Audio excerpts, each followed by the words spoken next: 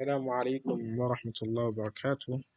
مرحبا بكم مجددا إلى هذه الحلقة العلمية الصرفية.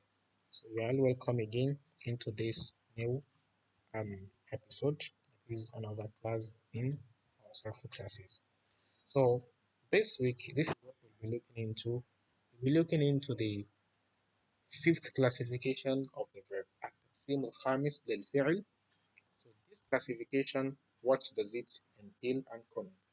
It connotes التعدي واللزوم, that is transitivity and intransitivity. As you all know that we have transitive verb and intransitive verb. That's the fifth classification of verb. That is the transitive one and the intransitive one. Now let's look into what they mean by transitive and intransitive. تعريف المتعدي, the definition of transitive verb. ينقسم الفعل إلى متعد ويسمى مجاوزا وإلى لازم ويسمى قاصرا. The first thing that is said here is we should know that one of the classifications of verb is what we want to look into. So that means that a verb is divided into transitive and intransitive. So transitive sometimes you can also call it mujawiz. So mujawiz, that is passing over, from the verb jawaza, pass over. Hmm? And lazim can also be referred to as qasir. Qasir means restricted to just one place or one location.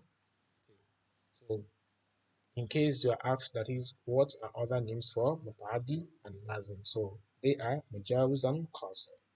Now, the definition of al-muta'addi: ما يجاوز الفاعل إلى المفعول به بنفسه.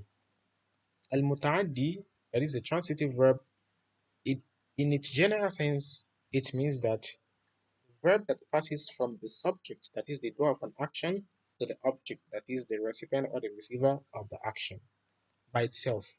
So whenever we see a verb that can pass from the doer to the what, to the receiver, so that means that kind of verb is transitive.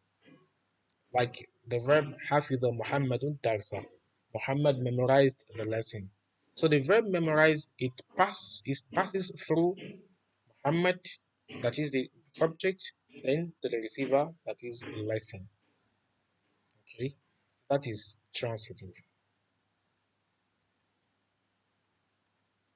Now let's talk about the intransitive, or the alama.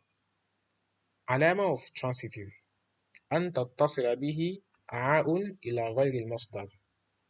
The first alama to know transitive is that it can be followed by a pronoun, in which this pronoun will be referring towards to something other than its verbal noun, that is إلى غير المصدر. For example, ضربه عمرو.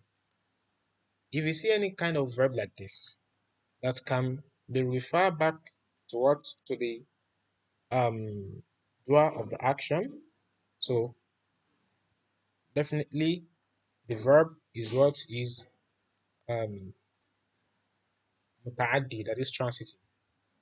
Another one is أن يصاغ منه اسم مفعول تام. That is, if a verb, if we can construct complete passive participle from what? From a verb, definitely the verb is transitive. For example, now we can say maktub, we can say madrub, and so on. All these verbs, they are transitive because it has a complete passive participle. You can form it from the verb. So these are the elements for transitive verb. Now, the intransitive verb, what is the definition? It is the antonym, that is the opposite of transitive. ما لم يجاوز الفاعل إلى المفعول به كقعد محمد وخرج علي. It is a verb that doesn't pass from the subject to the object. Just what an opposite. For mutaaddi, it can pass from the subject to the object, but for this one, it can pass. Like the verb qa'ada Muhammad, Muhammad sat. Wa kharaja Ali, Ali went out.